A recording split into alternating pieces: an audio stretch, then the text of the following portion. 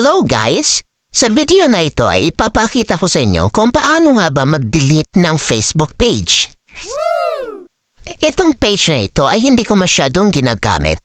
At ngayon ay i-delete natin. Ngayon ay punta muna tayo doon sa settings.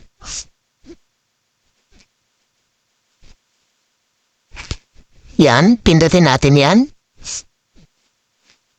At hahanapin natin yung way kung saan ba natin pwedeng i-delete yung page natin.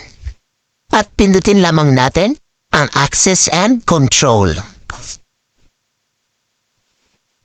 Pagka-pindot natin is pindutin yung deactivation or deletion. Kung gusto mo namang i-deactivate, pwede naman siya.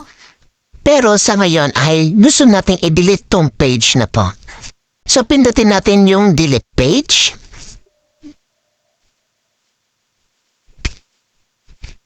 Tapos continue.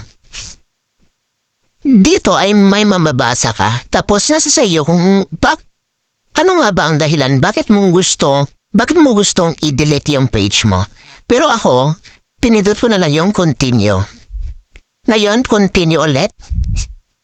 Tsaka ilagay natin yung Facebook password ng main account natin. So ayan, continue. And continue again. Tapos pindutin yung delete page.